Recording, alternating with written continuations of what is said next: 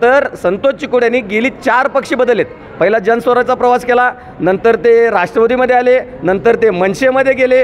आम्ही हप्तेखोर नाही आहे की वाड्यावर जेवणे मताला देवणे हे जिल्हा प्रमुखांचं वाक्य होतं। त्यावेळी हा गादीचा अपमान झाला नाही काय हे त्यांनी पुन्हा एकदा आपण काय बोललो त्याचा विचार करावा।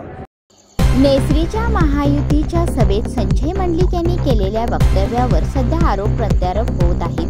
कालपासून महाविकास आघाडी व इंडिया आघाडीचे नेते मंडळी व कार्यकर्त्यांनी संजय मंडलिक यांच्या वक्तव्यावर कोल्हापुरात निषेध व्यक्त केला।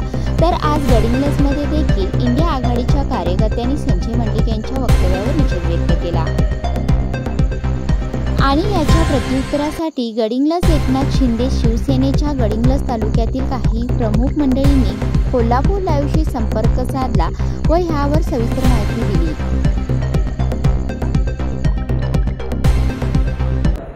नमस्कार, सध्या आपण आहोत गिजवणे येथील शगुन हॉल येथे।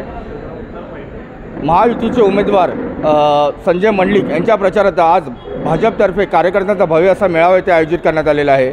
तर आपल्यासोबत काही शिवसेनेचे कार्यकर्ते आपल्यासोबत आहेत। पण सध्या सागर मांजरे आहेत।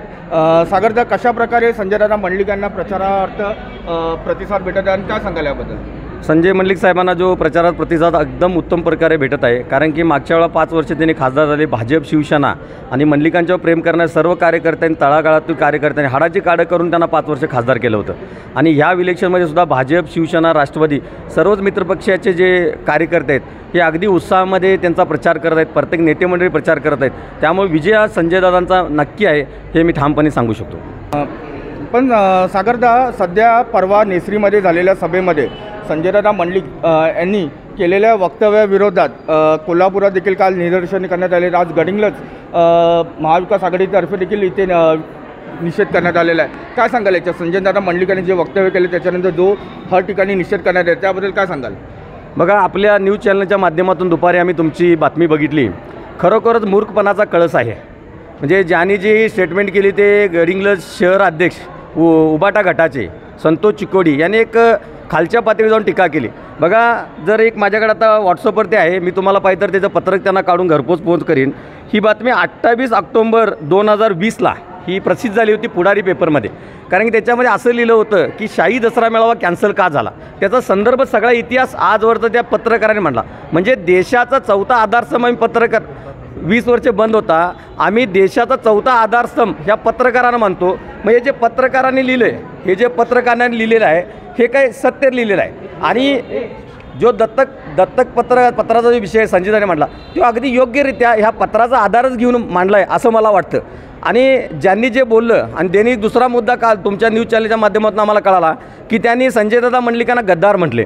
हे बघा, खरं सांगतो की भाजप आणि शिवसेनेचे कार्यकर्ते इथं समोरसुद्धा आहेत आपल्या। खरोखरच रक्ताचं पाणी करून पंतप्रधान नरेंद्र मोदींना परत एकदा पंतप्रधान करण्यासाठी मागच्या वेळा हाडाची काढं करून प्रत्येकाने राबलं आणि त्यामध्ये संजयदादा मंडलिक विजयी झाले। तशीच परिस्थिती आज आहे, कारण की भाजपच्या नावावरती आम्ही मतं मागितली, शिवसेनेच्या नावावरती आम्ही मतं मागितली आणि त्यांचे जे नेते आहेत उबाटा गटाचे उद्धव ठाकरे ह्यांनी लग्न इथं केलं आणि संसार दुसरीकडे केला। म्हणजे गद्दार मुळात तेच आहेत। आणि जे राहिला विषय काय, त्यांनी काय म्हटलं, 5 वर्ष संजय मंडलिकांनी झोपा काढल्या। हे माझ्याकडे पुस्तके काय आहे, ही पुस्तकं आहे, ह्याच्यावरती नरेंद्र मोदी साहेब, सदाशिवराव मंडलिक साहेब हे सगळे आहेत। ही जे पुस्तकामध्ये ज्या ते शहरामध्ये राहतात, ज्या शहरामध्ये ते संतोष चिकोडी राहतात त्या शहरामध्ये किती कोटी रुपयाची कामं केली ह्या पुस्तकामध्ये लेखाजोखा आहे। आणि त्यांना जर वाटत असेल, ते बोट करून असं बोलतात, बोट करून बोलतात, त्यांना जर वाटत असेल तर हे पुस्तक आणि संजयदादांनी महापुरामध्ये काय काम केलं, संजयदादांनी कोरोनामध्ये काय केलं आणि कोरोना आणि महापुरामध्ये हिंदुत्ववादी कार्यकर्त्यांनी काय काम केलं, म्हणजे भाजप असतील शिवसेना असतील हिंदुत्ववाद्यांनी काय काम केलं, ह्याची सगळी पोस्टर ह्याचे सगळे पत्रक त्यांना मी देतो, त्यांनी वाचून देत। त्यांना जर वाचा येत नसेल तर आम्ही एक माणूस पाठवतो वाचाय, त्यांना वाचून दाखवून देत। ह्या पुस्तकामध्ये सर्व लेखाजोखा प्राध्यापक संजय मंडलिक साहेबांचा आहे। तिसरी गोष्ट त्यांनी काय सांगितलं की गद्दारी केली, ते तुम्हाला मग संदर्भ दिला। खरोखर जर गद्दारी जर ही असेल, पक्ष आमच्याकडे आहे, धनुष्यबाण चिन्ह आमच्याकडे आहे, जर त्यांना गद्दारी वाटत असेल तर संतोष चिकोड यांनी गेली 4 पक्ष बदललेत। पहिला जनस्वराचा प्रवास केला, नंतर ते राष्ट्रवादीमध्ये आले, नंतर ते मनसेमध्ये गेले। आम्ही हप्तेखोर नाही आहे, आम्ही सर्वसामान्यांची कामं करणारी लोक आहोत. आम्हाला परत तिसऱ्यांदा पंतप्रधान नरेंद्र मोदी साहेबांना करायचं आहे, कारण की आमचं हिंदुत्व आहे. आमच्या हिंदुत्वासाठी या भारत देशासाठी नरेंद्र मोदी पंतप्रधान, कारण की येणारी पिढी आहे ती आम्हाला माफ करणार नाही. येणारी पिढी आम्हाला विचारा, बाबा तू का झोपलातच काय, तू का मतदान त्यावेळेला केलं नाही, काँग्रेस घाण आली. जाता जाता एवढंच सांगतो, काँग्रेसच्या हाताला नाही कुणाची साथ. राहुल गांधी आणि गांधी परिवारानं 70 वर्षे केले भारतीयांचा विश्वासघात. म्हणूनच पाहिजे आम्हाला मोदींचा विकास. जय हिंद, जय महाराष्ट्र. तसेच आपल्यासोबत शिवसेनेचे सागर कुराडे देखील. सागर कुराडे, सध्याचे एक दुसऱ्यावर प्रत्यारोप चालू आहेत. महाविकास आघाडीतर्फे देखील काल संजय राणा मंडलिक यांचा निषेध करण्यात आला. आज सकाळी गडिंग्लजमध्ये देखील निषेध करण्यात आला. ह्या सर्व प्रतिक्रियावर तुमचं काय मत आहे नेमकं? कसं आहे, तसं खासदार मंडलिक साहेबांनी जे नीट बोललं हेचं नीट कोण ऐकलं नाहीत. विचाराचे वारसदार आम्ही सर्व लोकजण आहोत. तिने काय ते वारसाचा विषय काढलाच नव्हता. खरं ह्यांचा चुकीचा अर्थ करून, कारण त्यांच्याकडे विषयच नाही आहे सध्या. विरोधकांच्याकडे विषय नसल्यामुळं कुठला तर कळीचा मुद्दा काढून रड्डी डाव करायचं काम आता चालू आहे. आजचे हे आमचे गडिंग्लजचे शहर प्रमुख, ह्यांची पहिली इलेक्शन आहे साहेब. ह्याच्या आधी कुठली नगरपालिका किंवा विधानसभेला ह्यांना कोणी बघितलेलं नाही. गेली मी 18-20 वर्ष शिवसेनेचं शहर प्रमुख काम केले. गेली ही माझी तिसरी लोकसभा आहे माझ्याकडं, आणि तिसरी लोकसभा आम्ही काम करतो आहे. गडिंग्लजच्या मी स्वतः धनुष्यबाणाच्या चिन्हावर 2 नगरपालिका मी स्वतः लढवलेल्या आहेत. शिवसेनेसाठी आम्ही दिवसाचं रात्र करून बाळासाहेबांचं स्वप्न गेल्या वर्षी आम्ही पूर्ण केलं. तेच स्वप्न परत आम्ही यावेळी करत आहोत. कारण बाळासाहेबांचं स्वप्न होतं काँग्रेसवर कधी जायचं नाही, आमच्या शिवसेनेची कधी काँग्रेस होऊ देणार नाही. तर आज मला वाईट वाटतं की आजच्या शिवसैनिकांनी काँग्रेसचं स्पार्क घालून हातासाठी मतं मागाल्यात. ही लाचारीची गोष्ट आहे. आज बाळासाहेबांना वाईट वाटत असेल की आपल्या शिवसैनिकांना काँग्रेससाठी मतं मागण्यासाठी घरोघरी फिरायची पाळी आहे. आज बरेच शिवसैनिक नाराज आहेत, दुःखी आहेत. खरं ते मला त्यांनी बऱ्याच जणांचा माझा संपर्क असतो, बोलणं असतं. त्या सर्वांची इच्छा आहे की धनुष्यबाणलाच मतदान करणार आहेत आणि परत संजयदा मंडलिकना खासदार करणार आहेत. तसेच आपल्यासोबत शिवसेनेचे अशोक शिंदे देखील आहेत. शिंदेसाहेब नमस्कार.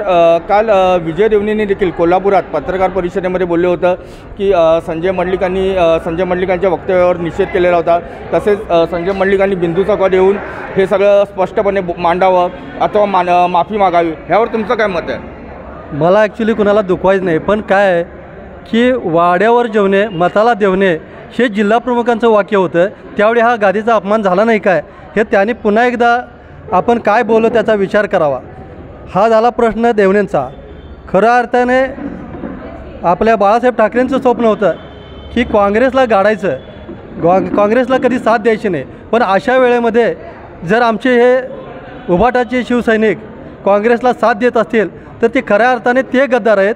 आम्ही खऱ्या अर्थाने खरे शिवसैनिक म्हणून पुन्हा एकदा नरेंद्र मोदींना व हिंदुत्वाला विचाराचा वारसा घेऊन आम्ही धनुष्यबाणाला मतदान करून बहुमताने निवडून द्यावं, हीच आम्ही जनतेसमोर आव्हान करतो आहे. जय हिंद, जय महाराष्ट्र.